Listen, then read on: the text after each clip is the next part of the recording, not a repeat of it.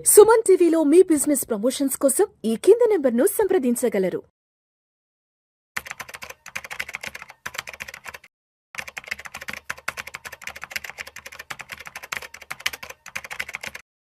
గిరిబాబు గారు నమస్తే సార్.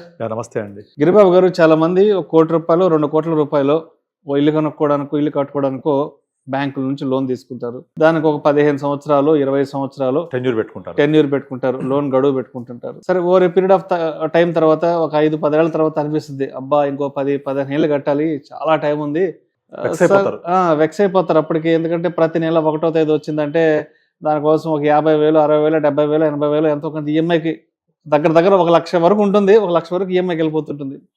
సరే, ఇంకో రోజు వైఫ్ అండ్ హస్బెండ్ ఇద్దరు కూర్చొని మాట్లాడుకుంటారు, అయ్యో నెలకు ₹1,00,000 వరకు ఈఎంఐకి వెళ్ళిపోతుంది, చాలా బర్న్ అయిపోతుంది, త్వరగా ఏదో విధంగా అసలు ఫస్ట్ ఈఎంఐ నుంచి ఈఎంఐ త్వరగా రీపే చేసి ఫస్ట్ దీని నుంచి బయటపడాలి అనుకుంటుంటారు. కాబట్టి మరి ఈఎంఐ విషయానికి వస్తే మనం ఈఎంఐ బర్డన్ని తగ్గించుకోవడానికి ఎటువంటి మంచి మార్గాలు ఉన్నాయంటారు? యాక్చువల్గా ఒక చిన్న ఎగ్జాంపుల్తో మనం డిస్కస్ చేద్దాం. చాలా మంది తోటి నేను మాట్లాడినప్పుడు, మీరు హోమ్ లోన్ టెన్యూర్ ఎంత తీసుకున్నారు అంటే, నేను 25 years తీసుకున్నాను, 30 తీసుకున్నాను చెప్తుంటారు.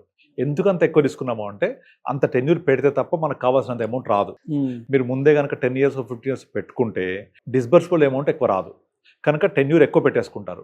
వాళ్ళ మైండ్లో ఏముంటుందంటే, నేను టెన్యూర్ 25 పెట్టుకున్నా, 30 పెట్టుకున్నా, నేను దీన్ని ఒక 10-15 సంవత్సరాల లోపల క్లియర్ చేసేస్తాను అనే ఉద్దేశం ఉంటుంది.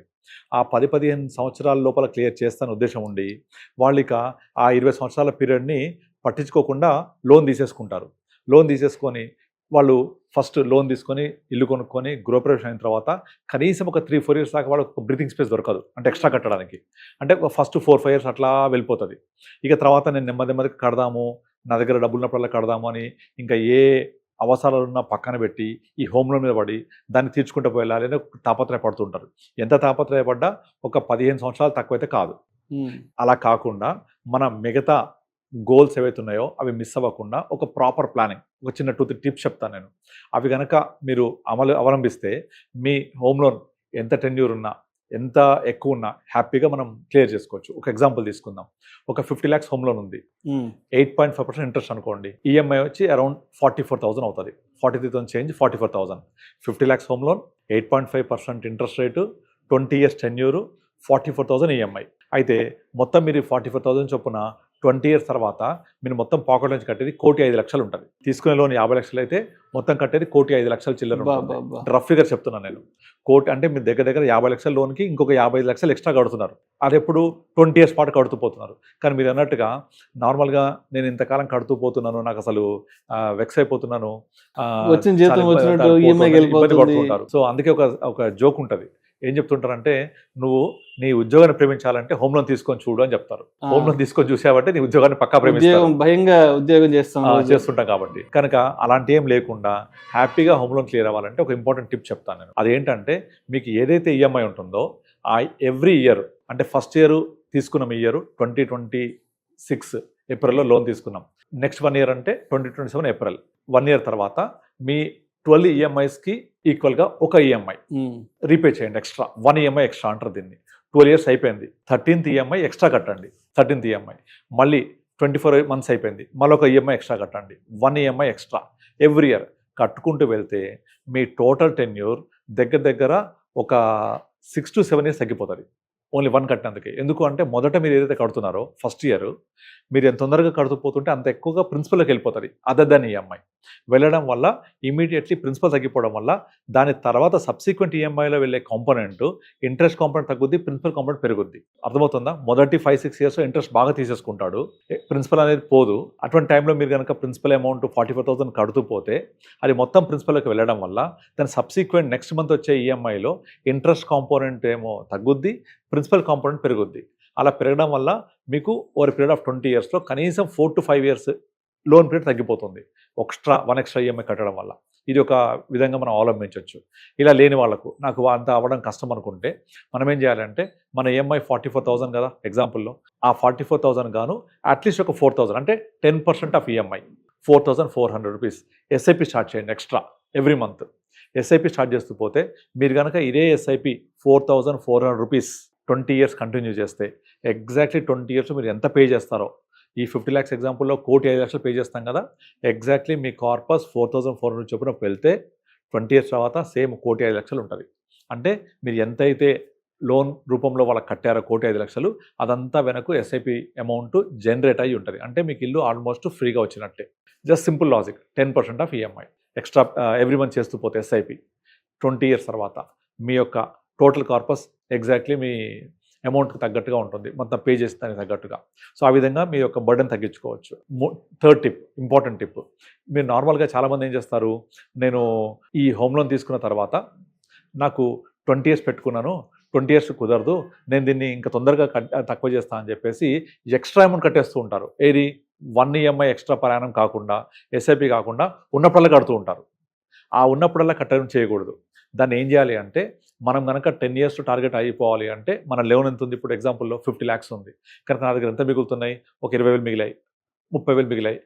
మిగిలినట్టుగా మీరు ఒక ఇండెక్స్ ఫండ్ కానీ, బ్యాలెన్స్ ఫండ్ కానీ, కొంచెం మనకు అవగాహన ఉంటే ఒక మంచి అగ్రెసివ్ ఫండ్లో కానీ వేసుకొని కంటిన్యూస్గా ప్యారలల్గా మ్యూచువల్ ఫండ్స్ రన్ చేస్తూ పోవాలి. అలా మ్యూచువల్ ఫండ్ రన్ చేస్తూ పోతూ ఉంటే మీకు ఆటోమేటిక్గా 8, 9, 10 years లోపలే మీ అవుట్ స్టాండింగ్ ఎంత ఉందో, అంటే 8 years తర్వాత అంత అమౌంట్ ఇక్కడ జనరేట్ అయి ఉంటుంది. అంటే I mean to say that మీరు 1 EMI అయినా కట్టొచ్చు, 10% ఆఫ్ ఎస్ఐబి అయినా చేయొచ్చు. లేదు నా దగ్గర కన్సిస్టెంట్ డబ్బులు రావు అనుకుంటే, ముఖ్యంగా బిజినెస్ పీపుల్కి, లేదా నాకు అప్పుడప్పుడు బోనస్ వస్తుంది, అప్పుడప్పుడు ఎక్స్ట్రా మనీ వస్తాయి, జాబ్ చేంజ్ అయ్యాను, శాలరీ పెరిగింది అనుకున్నప్పుడు ఎట్టెట్టు అమౌంట్ పెరిగిందో ఆ పెరిగిన అమౌంట్ నాకు రాలేదు అనుకొని ఎక్స్ట్రా మ్యూచువల్ ఫండ్స్ ఇన్వెస్ట్ చేయాలి. అలా చేస్తూ పోతే మీకు ఒక ప్యారలల్ అసెట్ బిల్డ్ అవుతుంటుంది. ఆ ప్యారలల్ అసెట్ బిల్డ్ అవ్వడం వల్ల ఏమవుతుందంటే మీకు ఒక 8, 9, 10 years తర్వాత ఎంతైతే అవుట్ స్టాండింగ్ ఉంటుందో ఎగ్జాక్ట్ అమౌంట్ ఇక్కడ మ్యూచువల్ ఫండ్ వచ్చి ఉంటుంది.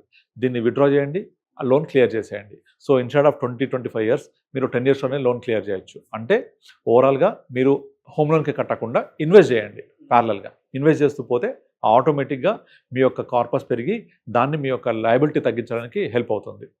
తర్వాత ఇంకొకటి, ఇప్పుడు నార్మల్గా చాలామంది ఏం చేస్తుంటారు, హోమ్ లోన్ తీసుకున్నప్పుడు దాంతోపాటుగా మన టాపప్ లోన్ తీసుకుంటూ ఉంటారు. టాపప్ లోన్ తీసుకొని టాపప్ లోన్కి రేట్ ఆఫ్ ఇంట్రెస్ట్ ఎక్కువ ఉంటుంది, నాకు పర్వాలేదు హోమ్ లోన్ లాగా కట్ అయిపోతుంది పెట్టుకుంటారు, మళ్ళీ అదొక బర్డన్ అవుతుంది.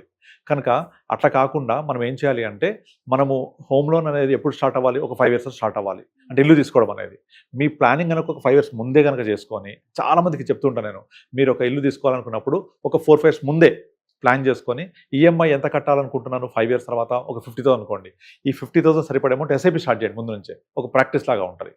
లేదా మీరు ఒక 5 years తర్వాత పొజిషన్ వచ్చే, 4 years పొజిషన్ వచ్చే ఒక ప్రీ లాంచ్ ఆఫర్, అంటే రెరా అప్రూవల్ వచ్చి బ్యాంకులో ఎలిజిబిలిటీ ఉండి 1 time పేమెంట్ కాకుండా ఇప్పుడే మీరు ప్రైస్ లాక్ అయిపోతే 4 years తర్వాత మీ పొజిషన్ వస్తుంది. ఈ లోపల మీరు ఏం చేస్తారు, ఆ 4 years పాటు ఓన్లీ బ్యాంక్ వాడు డిస్బర్స్ చేసిన అమౌంట్ మీద ఇంట్రెస్ట్ పే చేస్తూ ఉంటారు. ఆ బ్యాంక్ వాడు ఏదైతే ఇంట్రెస్ట్ డిస్బర్స్ చేస్తాడో లోన్ అమౌంట్, ఇంట్రెస్ట్ మాత్రం పే చేస్తుంటారు. రిమైనింగ్ అమౌంట్ మీరు అంతా కూడా ఈఎంఐ కడుతున్నామని ఫీల్ అవుతూ ఆ బ్యాలెన్స్ అమౌంట్ ఎస్ఐపి చేస్తూ ఉండాలి. అట్లా ఒక 4-5 years తర్వాత మీ దగ్గర తెలియకుండా చాలా అమౌంట్ జమ అవుతుంది. ఈ అమౌంట్ మీరు రిజిస్ట్రేషన్ కోసం వాడుకోవచ్చు, ఇంటీరియర్ కోసం వాడుకోవచ్చు, లేదా ఎక్స్ట్రా కార్పస్ కోసం వాడుకోవచ్చు.